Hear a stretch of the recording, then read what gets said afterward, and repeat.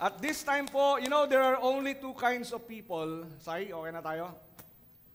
There are only two kinds of people in the world, those who stay behind and do the usual things. And the other kind of people are those who step out and explore the unknown. And because they step out to discover the unknown, they discovered new things. Now, if you have your Bibles with you, let's open our Bibles in the book of Matthew, chapter 14. Okay, our title for this afternoon is Progress Through Faith. Sai. Progress through faith. So if you have your Bibles with you, let's open our Bibles in the book of Matthew, chapter 14. Wala pa po.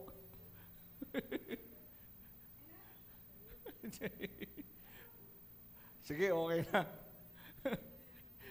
Sabi ko kasi ako sa senyas eh. Well, anyway. Sige po.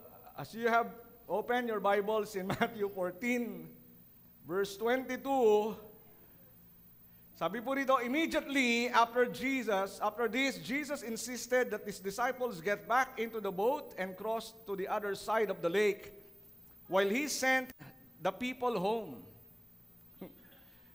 Yan yung failed natin eh. After sending them home, he went up into the hills by himself to pray. Night fell while he was there alone. Verse 24, meanwhile, the disciples were in trouble far away from the land. Sabi ko dapat lahat ng ilaw, wala. From the land, for a strong wind had risen, and they were fighting heavy waves. About 3 o'clock in the morning, Jesus came toward them, walking on the water. When the disciples saw him walking on the water, they were terrified. In their fear, they cried out, "It's a ghost!" But Jesus spoke to them at once. "Don't be afraid," he said. "Take courage, I am here."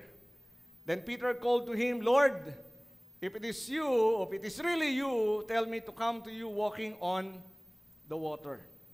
"Yes, come," Jesus said. So Peter went over the side of the boat and walked on the water toward Jesus. But when he saw the strong wind and the waves, he was terrified and began to sink. "Save me, Lord," he shouted. Jesus immediately reached out and grabbed him. "You have so little faith," Jesus said, "why did you doubt me?" When they climbed up back into the boat, the wind stopped. Then the disciples worshipped him. "You really are the Son of God," they exclaimed. And the Lord will surely bless the reading of His holy word. Kaya ako pinapatay yung ilaw so that we can just imagine that while the disciples were in the boat at sila po ay papunta doon sa kabilang ibayo, of course, it was so dark and the wind is against them, wala silang makita. Di po ba? And then suddenly, dahil wala silang makita, suddenly something or someone walks beside them. Di po ba? And of course, kung ikaw makakakita ka ng isang bagay o tao na lumalakad sa iyong tabi, at alam mo naman yung sa iyong paligid ay dagat, di po ba? Ano po ba ang mararamdaman ninyo? Kayo po ba'y matutuwa? May excite? How would you feel? Kayo po ay matatakot. Di ba? Parang halimbawa, ganyan, madilim. Di ba? Of course, matatakot ka. Let's open our lights now. Let's turn on the lights now. Matatakot ka. Now, pero doon po sa binasa natin kaninang talata, of course, nung sinabi ni Jesus, "Do not be afraid, it is I," among the disciples, Peter said, "Lord, if it is you, command me to come on the water and walk on the water." And Jesus said, "Come." And Peter stepped out of the boat and then slowly walked to Jesus.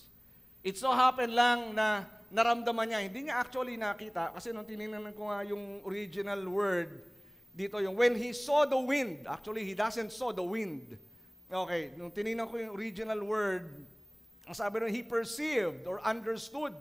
Meaning to say, naramdaman niya yung ihip ng hangin. Di po ba? Hindi mo naman makikita yung hangin eh. Naramdaman niya, and most likely dahil may hangin, naramdaman din niya yung palo ng alon sa kanya. And with that, he lost his focus on Jesus and he began to sink.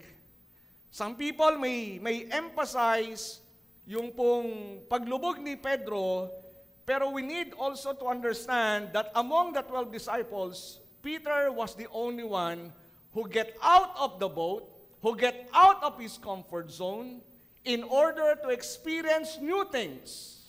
Because walking on water, whether we like it or not, it was a new experience. Amen. Peter usually swim in the water, but he never walked on the water. It was his first time, and most likely, the last. Di ba? Hindi na niya uli sinubok na siya'y lumakad. So dito po, makita natin, this may be your comfort zone. Di po ba? Parang ito, symbol ng comfort zone. And many of us, we don't want to leave our comfort zone. Di po ba?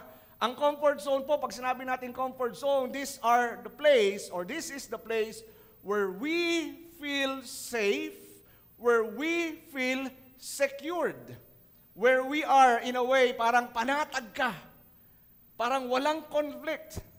And many people will rather stay in that comfort zone. Just like this box, diba? You wanted to stay inside your box. But of course, God wanted you to experience more. God wanted you to experience new things. But unless you get out of your comfort zone, you will never experience that. Because we need to understand that God is a big, big God and He can do new things in your life. And as we get out of our comfort zone, katulad ni Pedro when he get out of the boat, ano kaya reaction ng 11 disciples? Sabi nga ng aking professor noon, si Dr. Daniel Tapiner, that's the wow effect. Di ba? Parang wow! Di ba? They were contented with the wow. Wow! Peter walked on the water. That's the wow effect. Amen? That if we step out of our comfort zone, mga kapatid, and suddenly the Lord works wonders in our lives, people will see His wonders.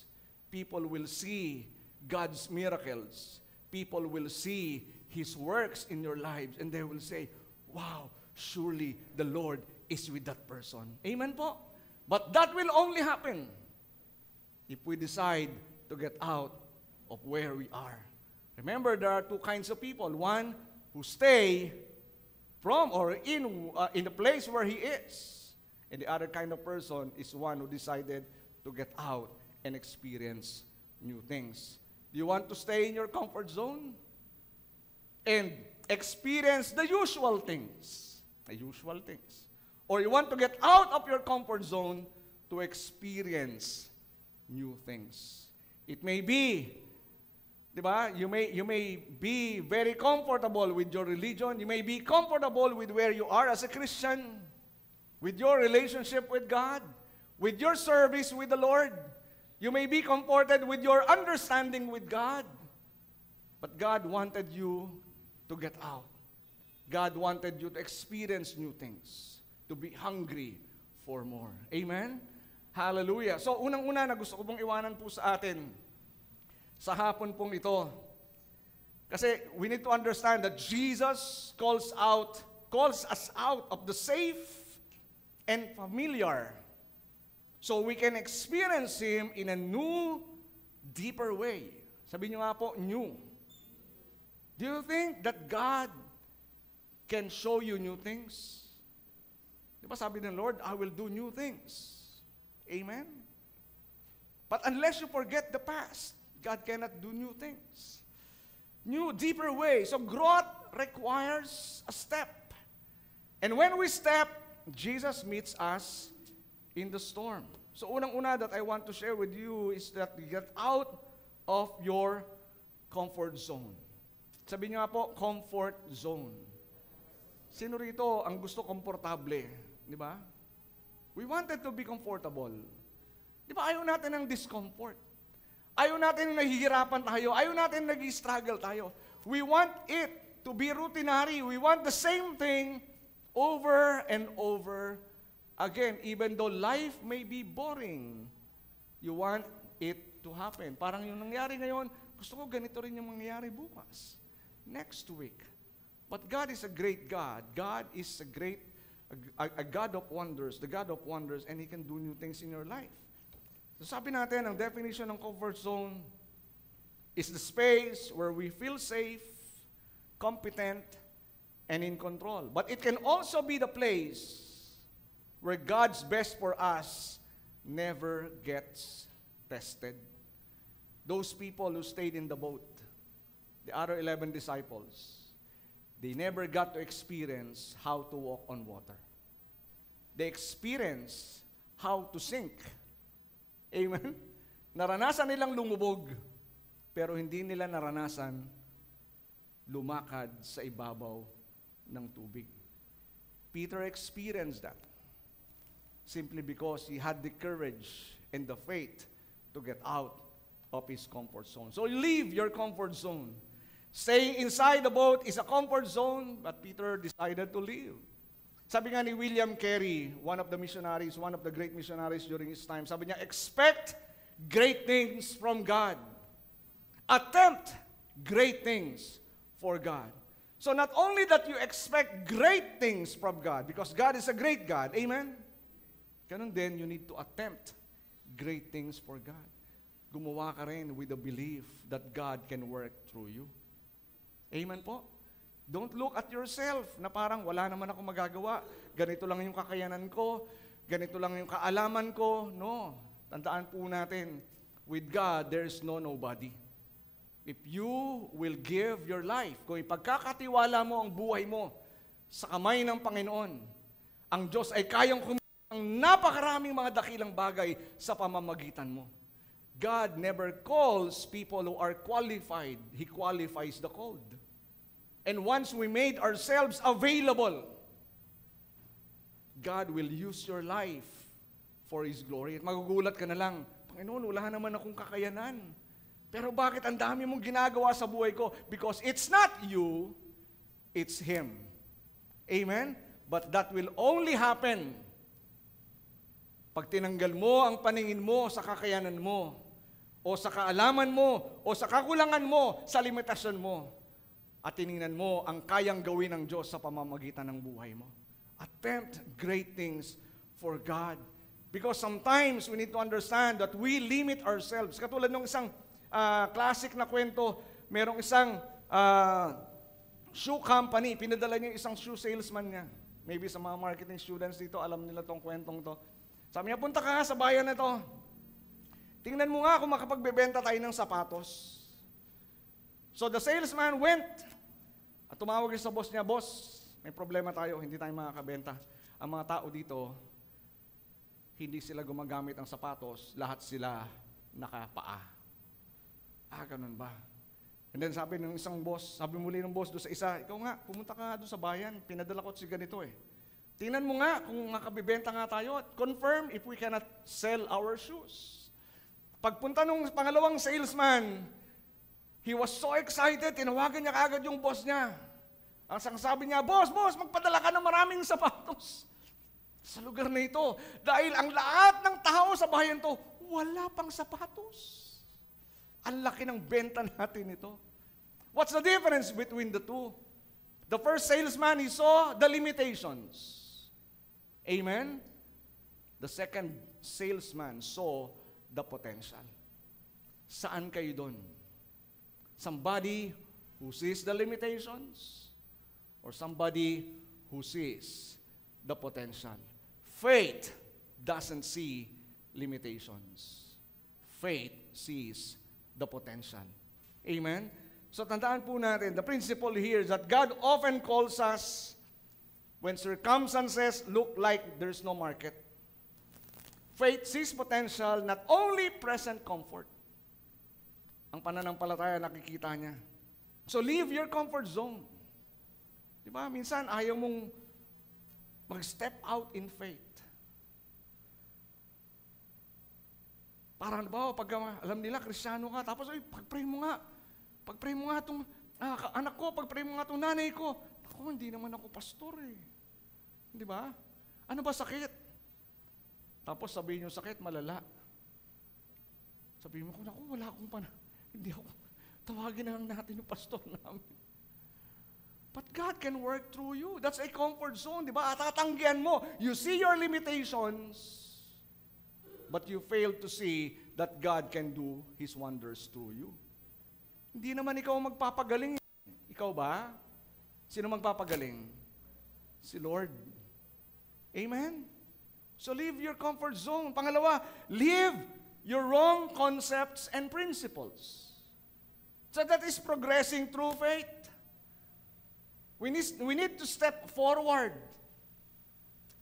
through faith. Pangalawa, leave your wrong concepts and principles. Tayo po, whether we like it or not, we admit it or not, meron tayong mga maling prinsipyo sa buhay. Amen o amen? Until now, kahit mga Kristiyano tayo, meron pa rin tayong mga maling kaisipan, meron pa rin tayong mga maling prinsipyo sa buhay. Principles that has been handed down to us from the previous generation. Kaya nga sa atin, pag ito'y mali, don't insist, don't persist in the wrong things. So do not persist in folly. It is not a badge of character to continue down the wrong road. Sabi nga ng Proverbs chapter 12, verse 15, the way of a fool is right in his own eyes, but a wise man is he who listens to counsel. Kung po tayo na-identify ng mga maling kaisipan, maling practices, maling prinsipyo, don't insist. Don't even teach that to your children. Amen? Mali nga eh. Tayo po sa Pilipinos, napakarami nating mga bahagi ng kultura natin na hindi maganda. Mga kultura, bahagi ng kultura natin na isasalin natin without us knowing, unwittingly. Di ba? Yung hiya kultura, di ba? No, nakakahiya sa kapitbahay. Nakakahiya, ano na lang ang sasabihin nila, we wanted to save face. Tama ba yun?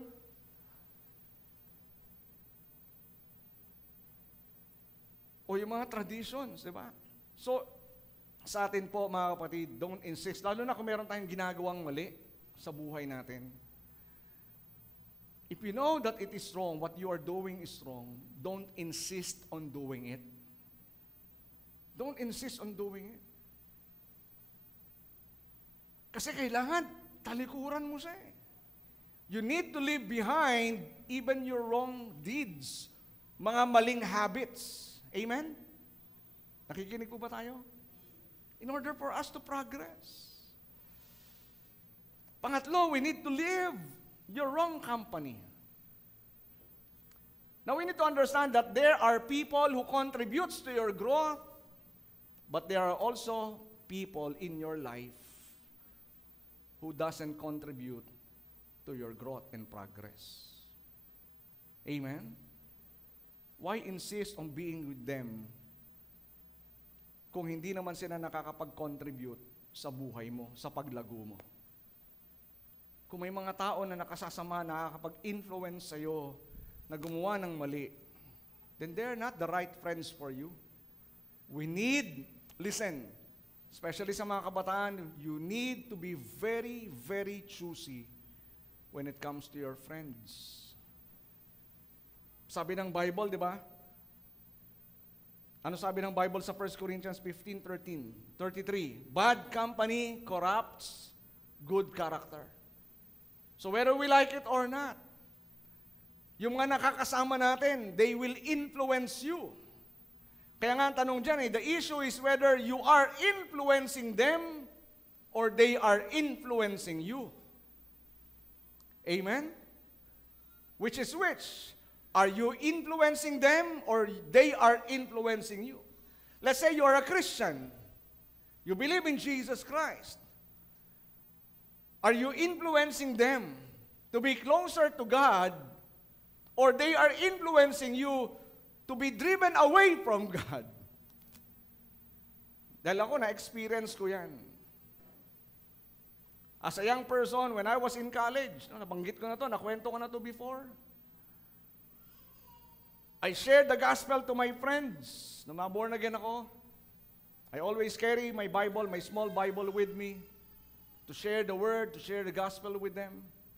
But there are times, kasi meron kaming mga barkada na manginginom, na influensyahan ako uminom. So I have to choose.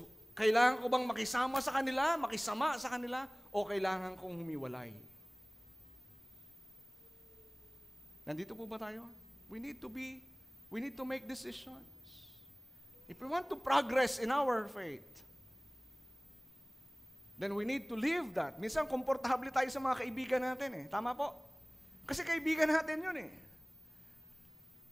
Pero ang tanong dyan, are they contributing to a closer relationship with God or not? Kaya nga, we need to leave that. Ako, I decided to leave kasi nakita ko that that these people na mas may edad sa amin, hindi sila nakaka-impluwensya ng maayos sa akin. So I have to leave. Pag may yaya, hindi na yaya.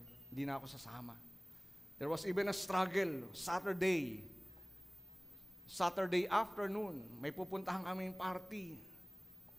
Tawag na ng tawag yung mga kabarkado ko, pero meron kaming Bible study. Saturday afternoon. Saturday ng gabi, 6 o'clock yung aming Bible study. Tawag na ng tawag yung mga barkado ko. I have to decide whether to go to the party or to attend the Bible study. You know what? I decided to stay and attend the Bible study. And you know what? During our worship dun sa Bible study, while we are worshiping and singing the songs, I worship you, Almighty God, I had the experience of hearing the voices of angels worshiping with us. Alam ko na hindi yun yung mga kasama ko dahil kokonti lang kami during that Bible study. And the voices that I heard is not among my peers, is not among my co-members, kundi yung boses nila ay nasa taas. And they are so heavenly. Napakaganda ng boses nila. Hindi ko yun may experience if I chose to attend yung party. Amen? But I have to decide whether I will influence them or they will influence me. Kaya nga po sa atin, mga kapatid, tandaan po natin, di ba, yung sa buhay natin, o sa isang bangka, kahit na maliit na butas sa isang bangka, time will come, yung bangka na yon ay lulubog kahit na yung butas ay maliit lang. Tama po ba? Minsan nakala nyo, yung influensya ng mga kaibigan natin, o sino mang tao sa buhay natin, it's not harming you, it's not destroying you, but take note. Be wise. Kahit paunti-unti yan, without you noticing it, di ba, nakaka-apekto yan sa relasyon mo sa Diyos. And if you will not take the necessary action, immediately, you'll find yourself malayo ka na sa relasyon mo sa Panginoon. Nandito po ba tayo? So we need to leave wrong company. Kaya nga po, evaluate the influence around you. Evaluate mo yung mga nasa paligid mo. And seek community that pulls you closer to God. Hanapin mo yung mga tao na makapaglalapit sa iyo sa Panginoon.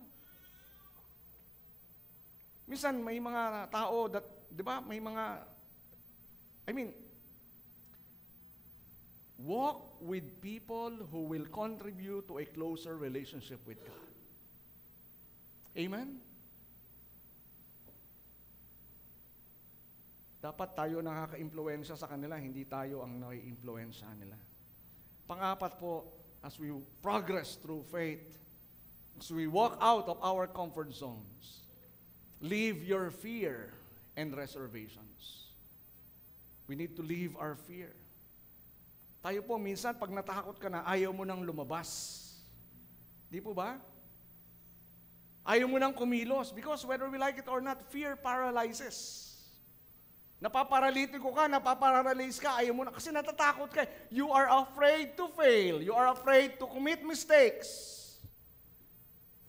You are afraid to make decisions. Baka magkamali ka. Pero tandaan po natin, sabi nga ng 2 Timothy chapter 1, verse 7, sabi ng Panginoon, sabi ni Paul, "For God has not given us a spirit of fear and timidity, but of power, love, and self-discipline."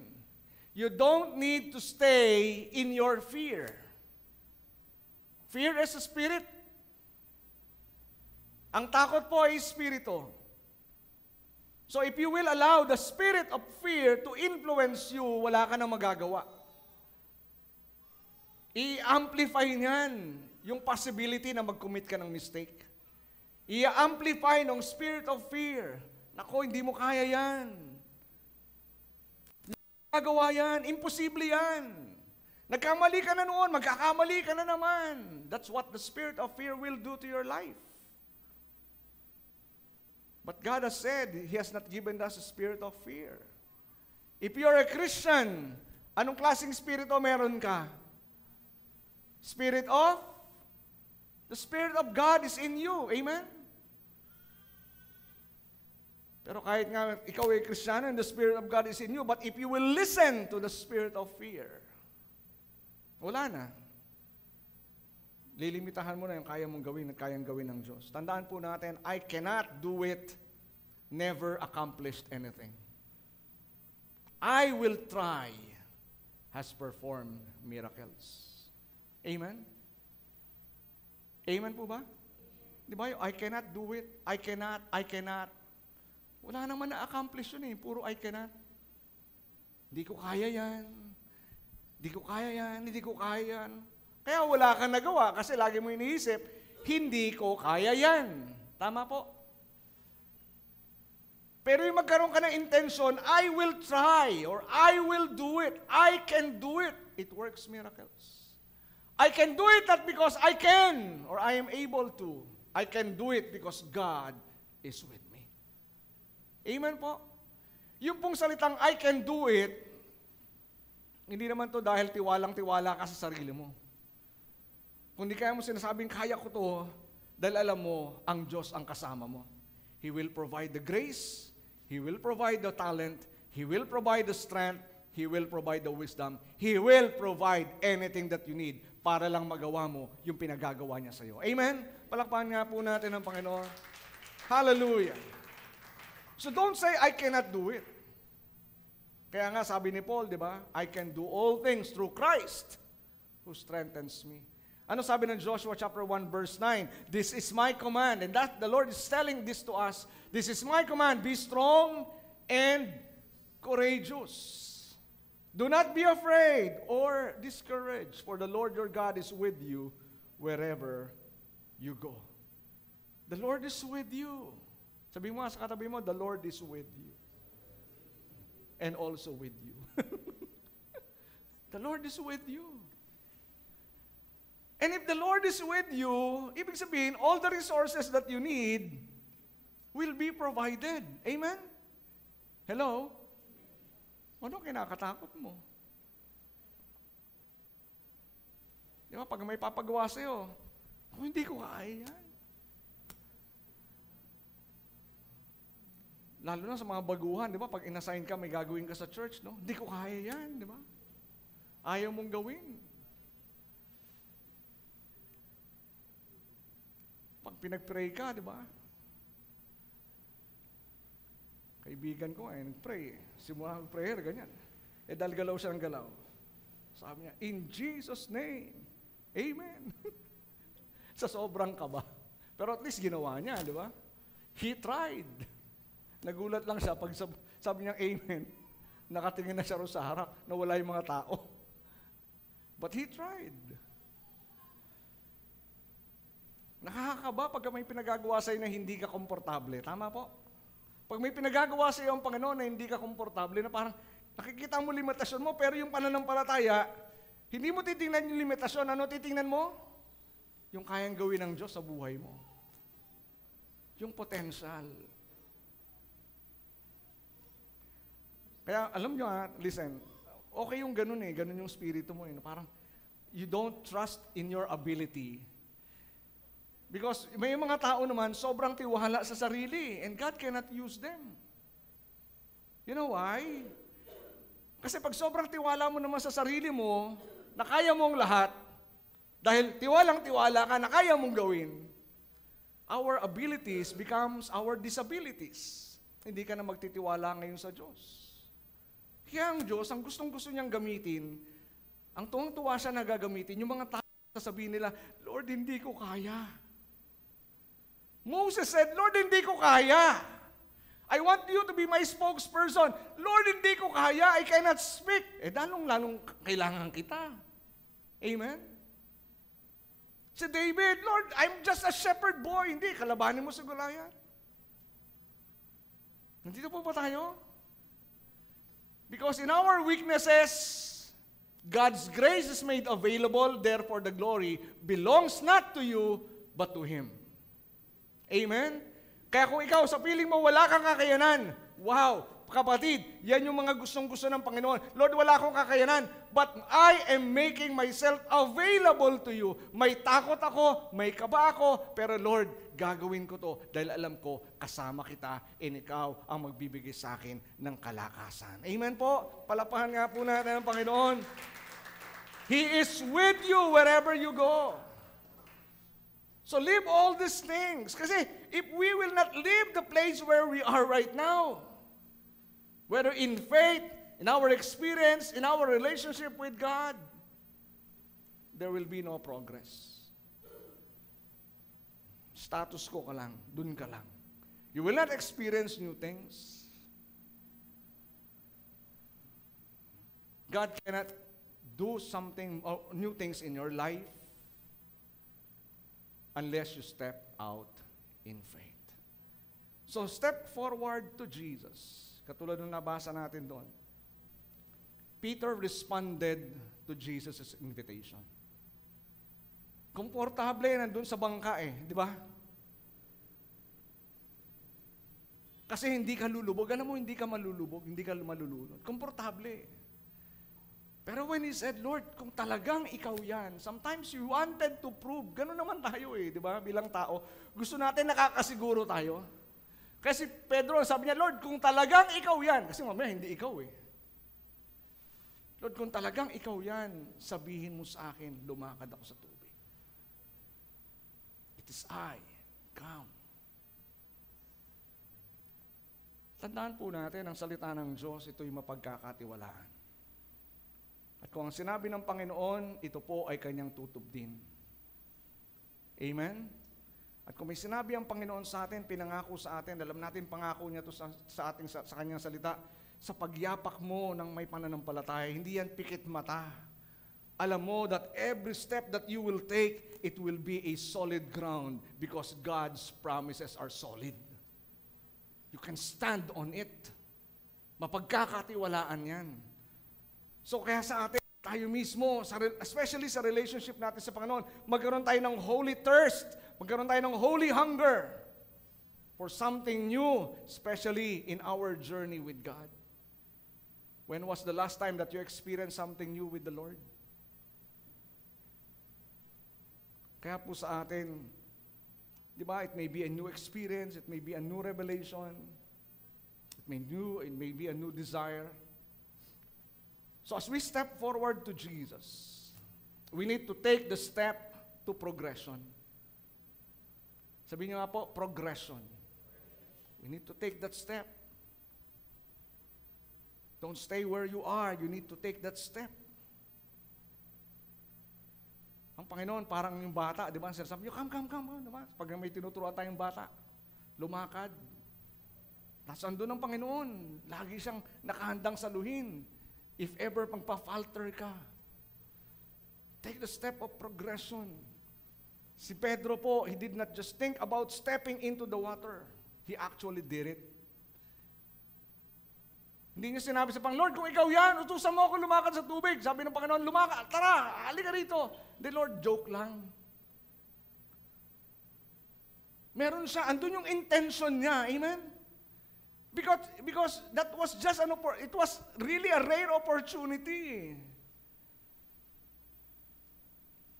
Hindi na nagkaroon ng pagkakataong pangmuli. And we know, ang dami ng experiences, ang dami ng miracles na nakita nila kay Jesus. Amen po? And besides, ito, katatapos lang magpakain ng Panginoon ng ilang libong tao. And it was a miracle na nakita lahat ng mga disciples. Ilang pirasong isda, ilang pirasong tinapay, more than 15,000 people were fed. Amen? Was it a miracle? Hello? O nagkataon lang, dumami tinapay? It was a miracle. Nakita pa ni Pedro yun? Yes. And he knew that Jesus can do miracles. So he actually did it. And posible habang siya'y papalabas, siguro may mga, imagine natin, yung mga ibang disciples, Pedro, wag, lulubog ka. Di ba? If there are something that you wanted to do for the Lord, there are voices behind you, around you, who will say, imposible yan. Hindi mo kaya yan. Have you heard those voices? Hello? We heard those voices every time. Every time you wanted to do something, di ba, that voice will tell you, imposible yan. Walang mangyayari dyan. But we don't listen to these lies. We listen to only one voice, and that is the voice of the Holy Spirit. Peter disregarded the opinions of others. Kung nagpadala si Pedro sa mga sinasabi ng mga kasama niya, katulad na rin siya nung 11. And he would have not experienced walking on water. Amen po? We failed to do that. No? Kaya nga po sa atin, it's not enough sa buhay din natin. Especially when it comes to transformation. Di ba? It is not enough to stop doing the wrong things. Sabi natin kanina, iwanan natin yung mga maling bagay. It's not enough, it's not enough to stop doing the wrong things. You must start doing the right things. So, minto ka nga, hindi ka gumagawa ng masama, hindi ka gumagawa ng mali, pero wala ka nang ginawa. Diba? Parang wala ka rin ginawa. Anong saysay nun? Di ba, kung minto ka sa paggawa ng mali, gumawa ka ng mabuti. Gumawa ka ng mga bagay na tama.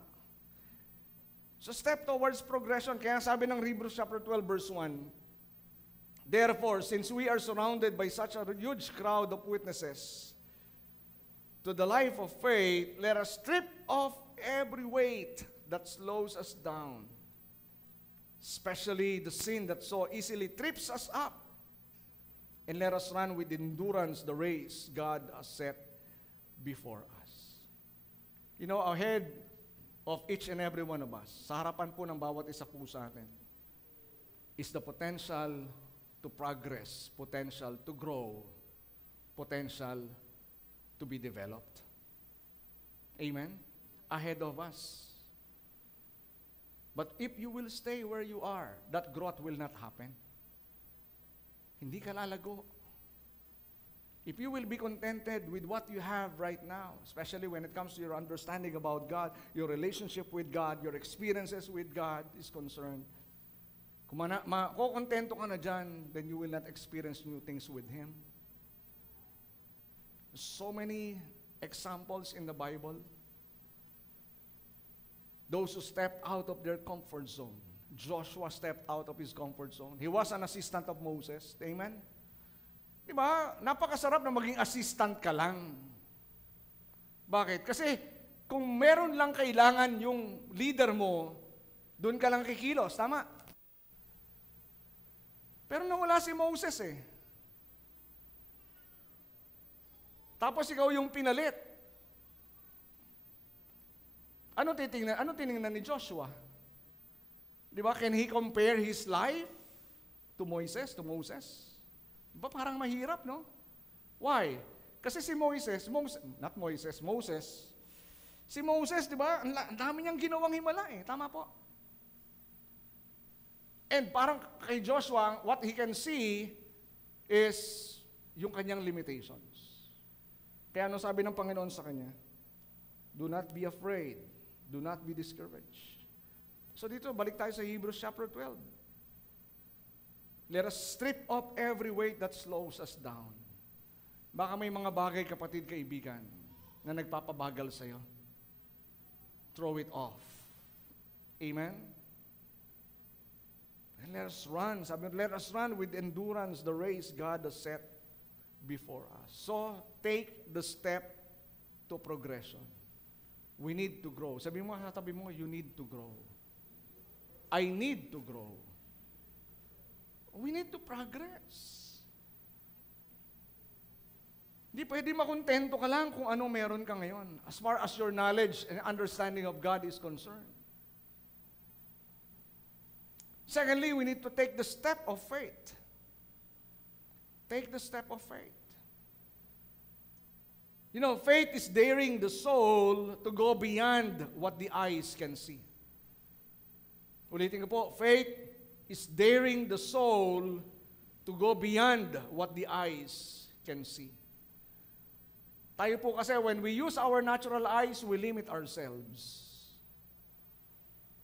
That's why when you look at your circumstances, when you look at your situation, when you look at your needs, you don't use your natural eyes, you use your eyes of faith so that you can see the possibilities, not the impossibilities. Sabi ng Bible sa 2 Corinthians chapter 5 verse 7, "For we live by faith, not by sight, or nor by senses." We live by faith. Sa pananampalataya. And of course, faith is contradictory to fear. Faith is contradictory to fear. It is not possible that you have faith and at the same time you have fear. It's either fear is influencing you or faith is influencing you. Which is which? Sa buhay po natin, we need to take the step of faith. Kaya si Pedro po, nung sinabi sa kanya ni Jesus, "Come," he took that step.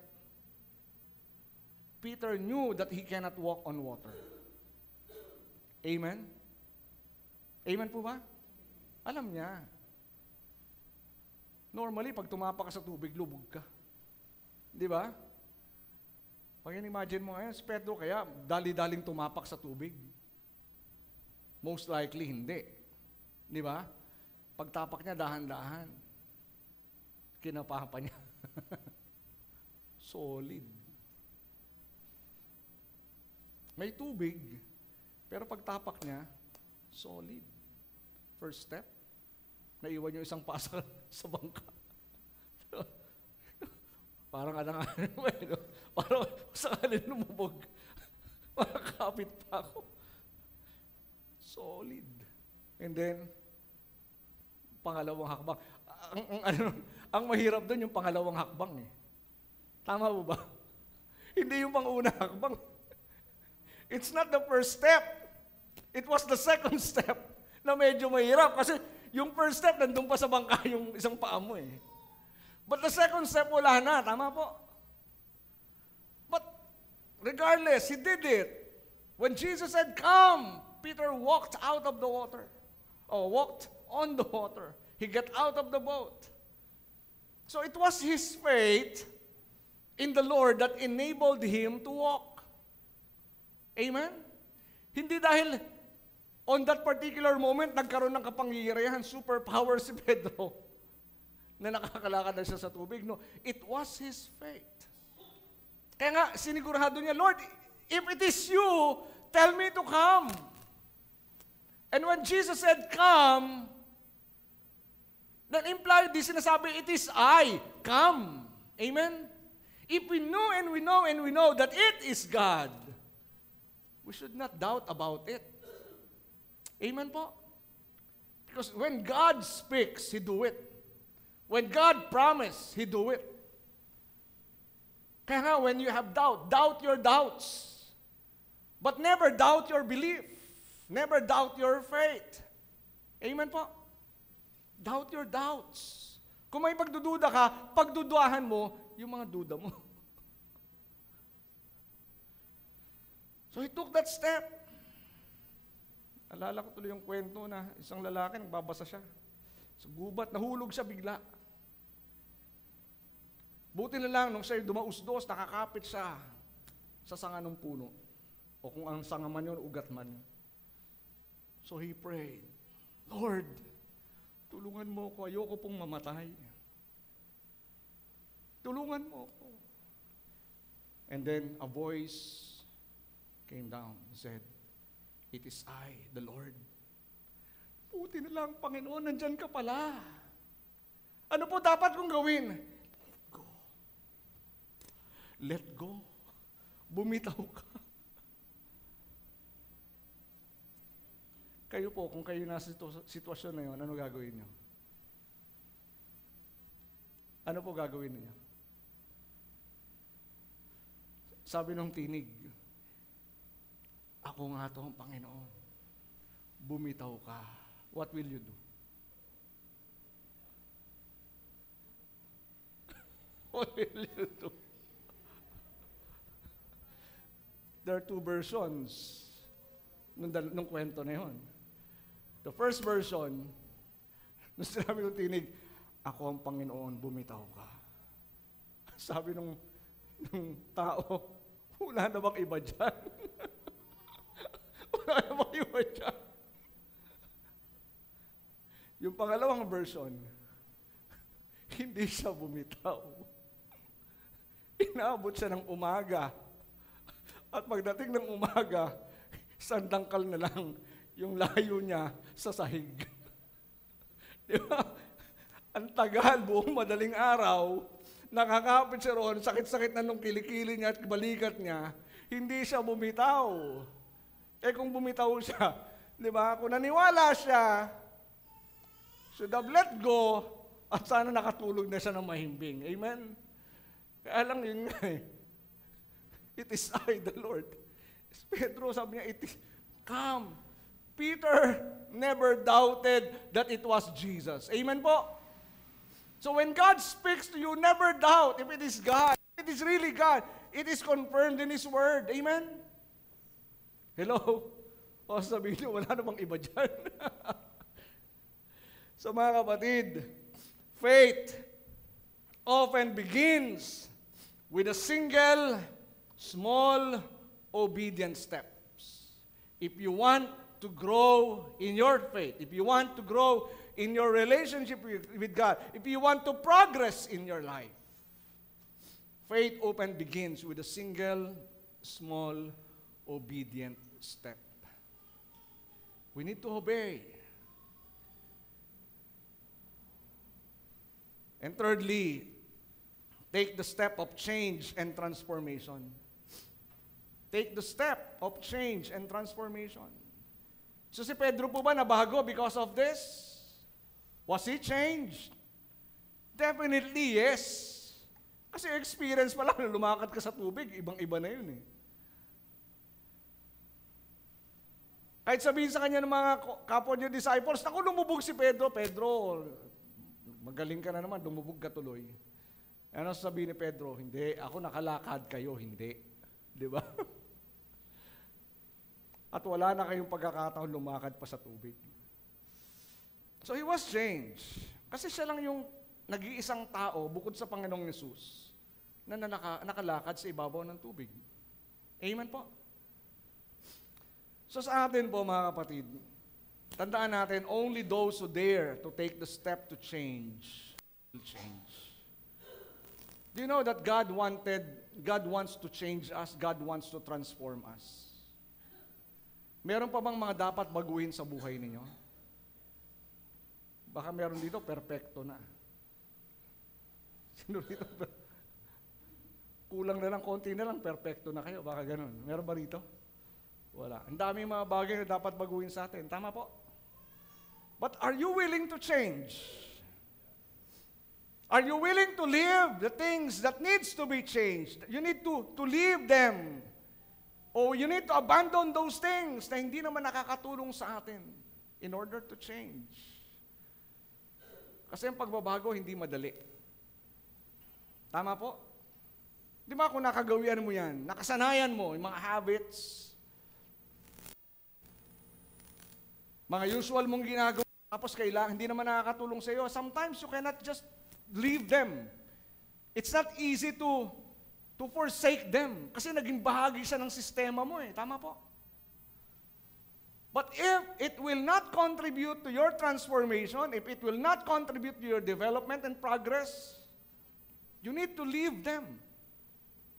You need to step away from them.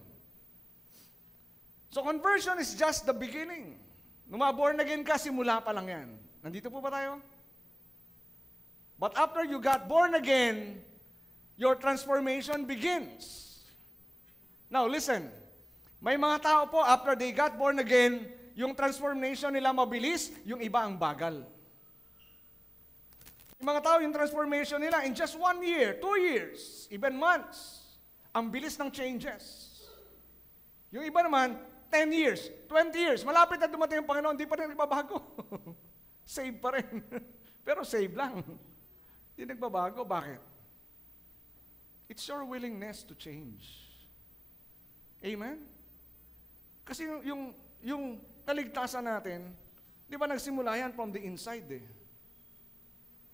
But our transformation, unti-unti makikita yan. But as long as we are willing to change. Kaya nga sabi ng Romans chapter 12 verse 2, don't copy the behavior and customs of this world. Don't copy the behavior. Kahit na trending pa yan. Kahit na uso pa yan. Kahit na ang daming gumagawa niyan. Maraming Kristiyano, kala nila, kopya rito, kopya ron, kopya dyan. No. Don't copy the behavior. Don't copy the customs of this world. Ano sabi dyan? But let God transform you into a new person by changing the way you think. Ano binabago ng Panginoon? The way we think. Mind transformation.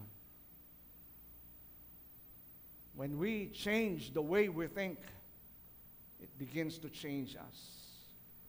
Then you will learn to know God's will for you, which is good and pleasing and perfect.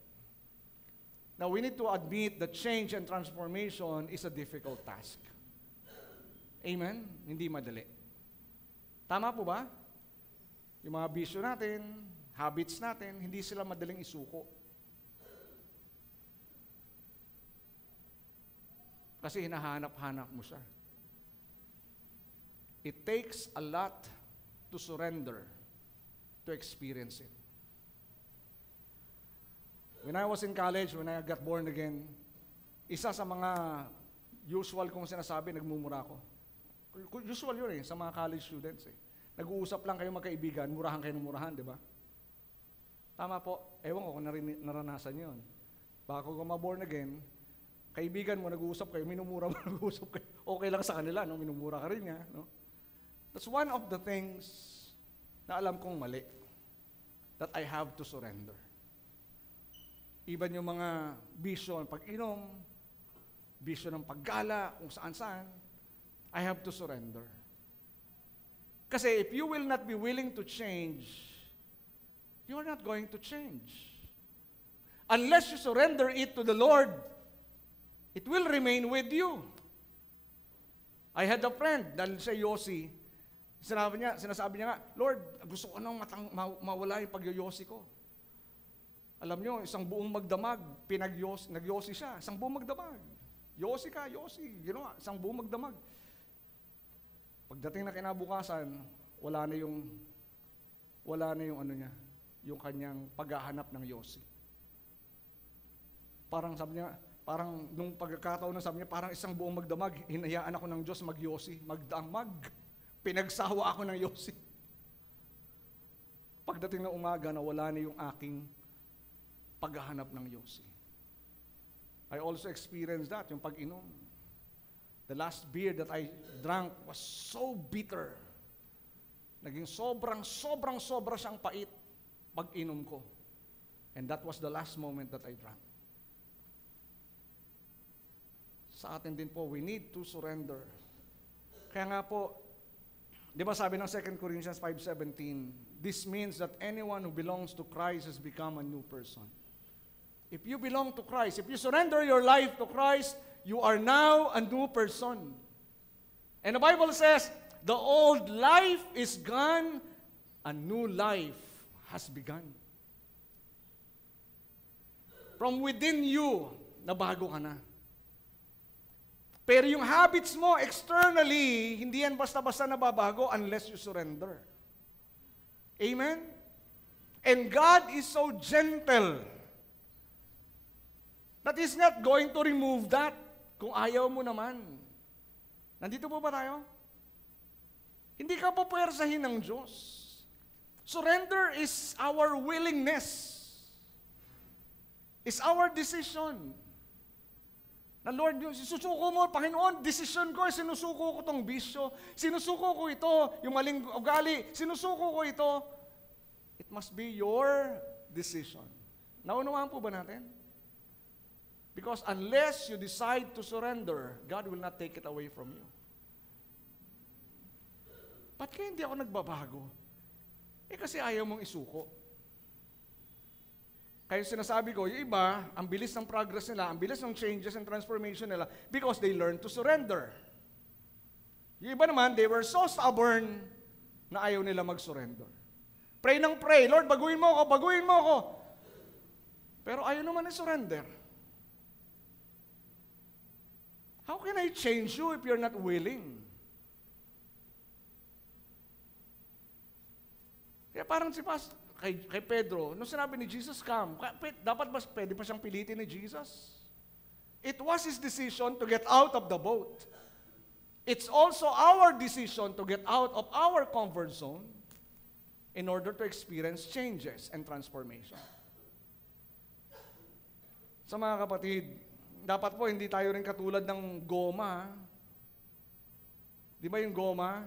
Anong karakteristik ng goma? It is stretchable. Amen? Pwede mo siyang stretch. Pero pag binitawan mo, balik sa dati. We should not be like rubber bands. Na yung changes natin, temporary lang. After 1 week, balik ka sa dati. Ano yun? New Year's resolution? Di ba? Gawa ka ng gawa ng New Year's resolution. Next year, magbabago na ako, ganito na gagawin ko, ganito na gagawin ko, di ba? Nagagawa mo na, 1 week na. Pagdating ng 8 araw, balik sa dati. That should not be the kind of transformation that must happen in our lives. It must be permanent. And God will help you to do it. And lastly po, when you stumble, Jesus reaches out. When you try to step out of the boat, katulad po sa Matthew 14:30-31. Peter tried and he stepped out of the boat, started walking on the water. Numaramdaman niya yung hangin at alon ng dagat. Instead of focusing on Jesus, he focused on the wind and he began to sink. You know, lesson dito, Jesus rescues us in the moment of failure. Amen?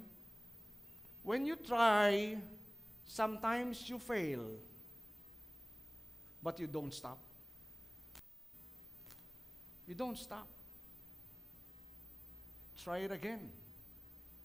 Because the moment you fail, the Lord is there to help you. The Lord is there to support you. The Lord is there to rescue you. You know, is not the absence of doubt. Because sometimes, when we have faith, sometimes merong parang nagdududa ka pa rin. Faith is not the absence of doubt. It is a reliance on Jesus, even when doubt comes. So sa atin po, when we fail, when we try, when we get out of our comfort zone, sometimes we fail, but Jesus rescues us. And not only that Jesus will rescue us, He will correct us, and He will restore us. Amen? He will correct us. Katulad kay Pedro, sabi niya, you of little faith, why did you doubt? It was a correction. Amen? But it was never a condemnation, ha? Hello? There is a difference between a correction and condemnation. Nung sabihin ni Jesus kay Pedro, you of little faith, why did you doubt? It was a correction. Jesus is telling Peter, next time, don't doubt. Just believe. He was never going, sabi ko na, Pedro, hindi mo talaga kaya. That's condemnation. Bakit kasi sinubok mo pa? Tama po, naglakas-lakas ka ng loob, hindi mo naman pala kaya. That's condemnation. He was corrected and he was restored. Hindi naman siya pinaalis doon sa bangka eh. Di ba? Lumubog kayo, walis ka na rito sa bangka. He was restored. Even alam natin, when Peter failed, after denying Jesus 3 times, he was restored. That's the good thing about God. Listen, that's the good thing about God. When we fail, and we return to Him, God may correct you, God may rebuke you, but He will always restore. He will never reject you. He will never abandon you. Amen? So no matter how many times you fail, keep on coming back, keep on returning, because there is always a chance to be restored by God Himself. Palakpakan nga po natin ang Panginoon. Sa hapon pong ito, tayo pong lahat ay tumayo. Hallelujah.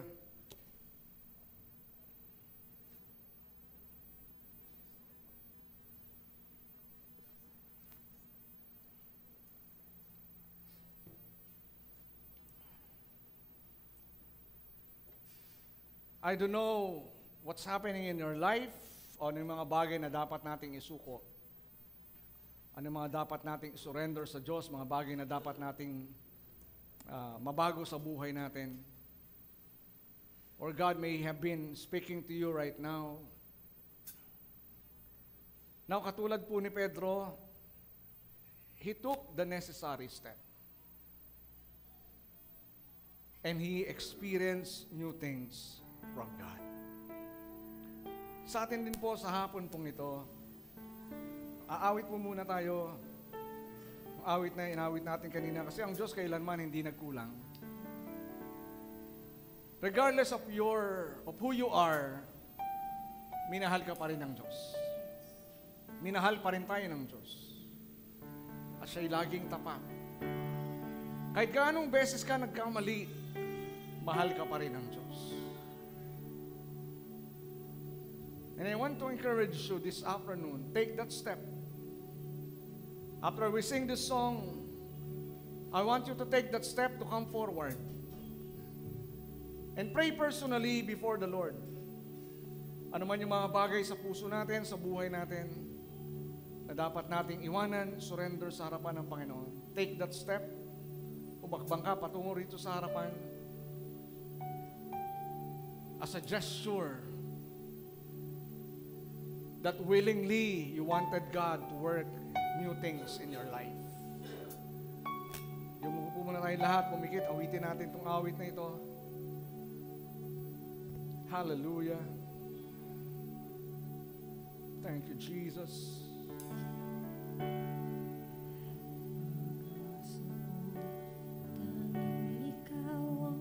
Yes. Hallelujah.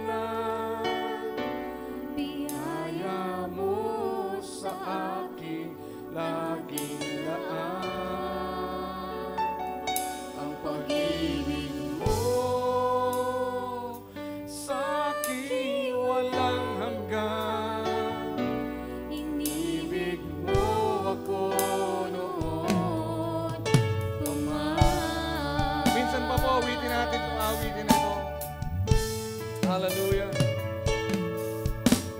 Ikaw lang ang sasambahin, paligid man ay magdilim, Jesus. Kahit may sulit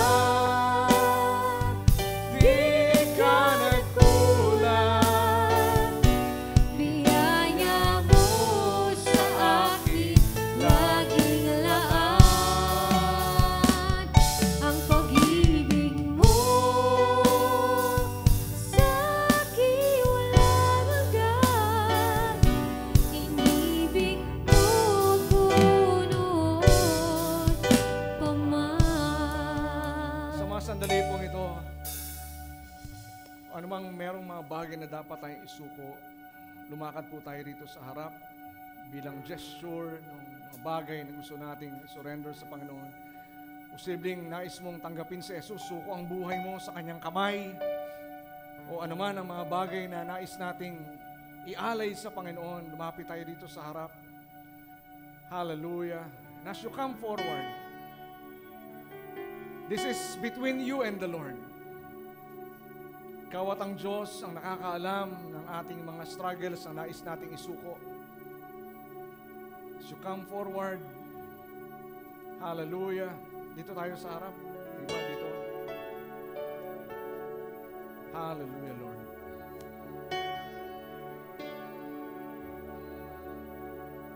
And as we come before God right now, sa ating hakbang tungo rito sa harapan, ito ay sumisimbolo na ikaw ay nagtitiwala sa Diyos. May mga bagay na nais mong isuko, posible ang buhay mo, mga bagay na mali, mga bagay na nais mong suko, mga ugali, habits, mga bisyo, o kung ano pa man sa buhay natin na nais nating ialay at suko sa Diyos.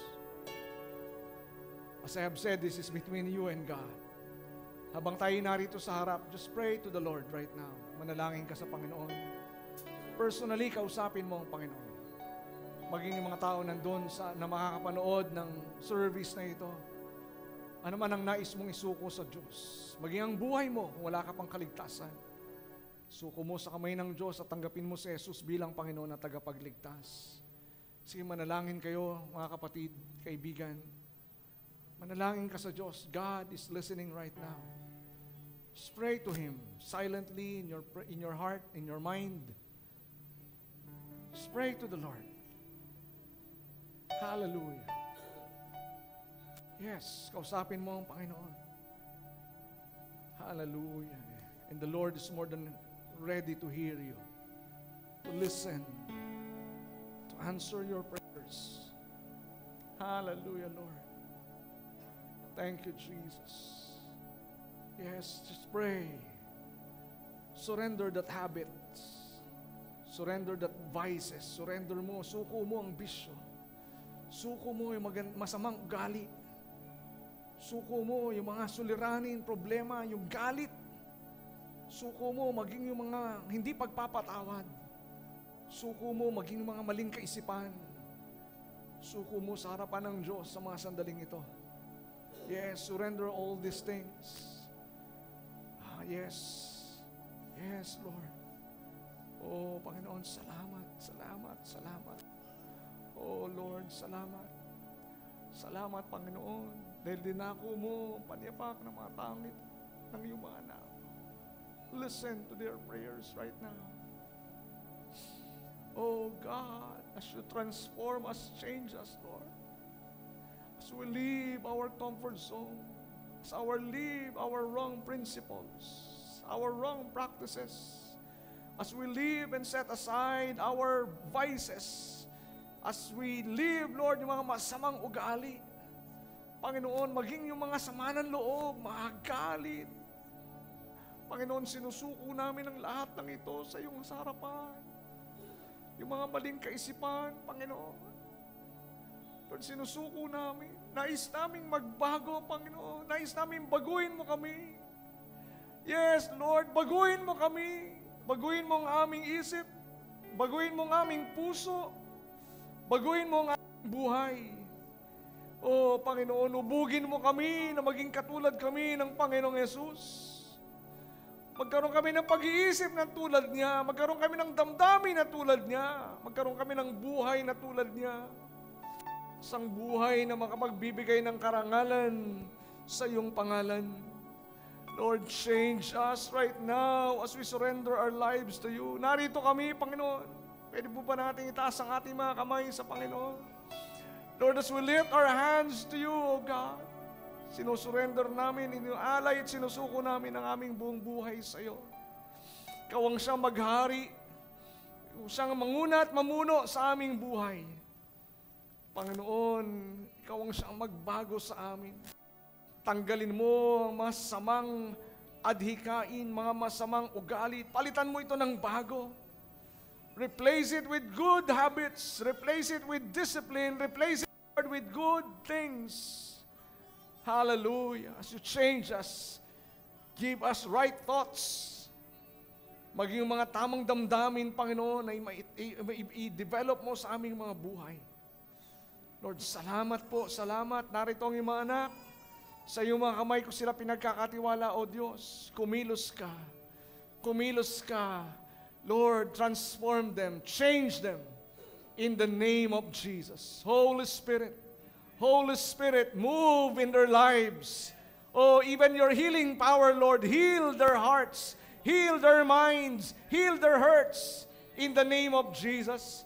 In the name of Jesus. At tanggalin mo lahat ng mga masamang pagnanasa, Panginoon. Yung mga pagnanasa, Panginoon, sa mga bisyo, tanggalin mo ito. Anumang bisyo ito, Panginoon, at kasalanan, tanggalin mo ito. Mawala yung aming pagnanais sa mga kasalanan ito, sa mga bisyong ito, sa pangalan ni Jesus. Sa pangalan ni Jesus. Binubunot namin ang lahat ng masamang ugali, mga masamang bisyo, Panginoon, sa aming buhay, masamang prinsipyo at gawa, binubunot namin, Panginoon, sa pangalan ni Jesus. Sa pangalan ni Jesus. At Lord, dalangin namin, Ikaw pong siyang magtanim ng mga bagong kaisipan, tamang pag-uugali, Panginoon. Even as you develop the right character, the right heart, the right mind in our lives, O God, through your Holy Spirit. Lord, transform us. Change us, O God, in the name of Jesus. Salamat po, Panginoon. Salamat. And Lord, even as we step out in faith, as we progress through faith, Lord, dalangin din namin, magkaroon kami ng kauhawan, kagutuman sa iyo, na mas lalo kaming magnais na makilala ka sa mas malalim at personal pang kaparaanan.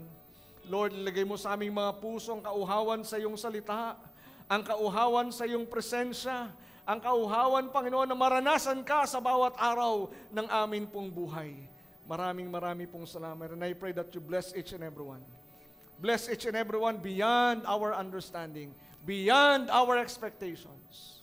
Salamat po. In your hands, I entrust the lives of your people as I speak your blessing, as I speak your favor, as I speak, Lord God, hallelujah, your joy, your peace, your strength, and your blessings far and beyond our expectations. In your hands, I entrust the lives of your people as we honor you and bless you. In Jesus' name we pray.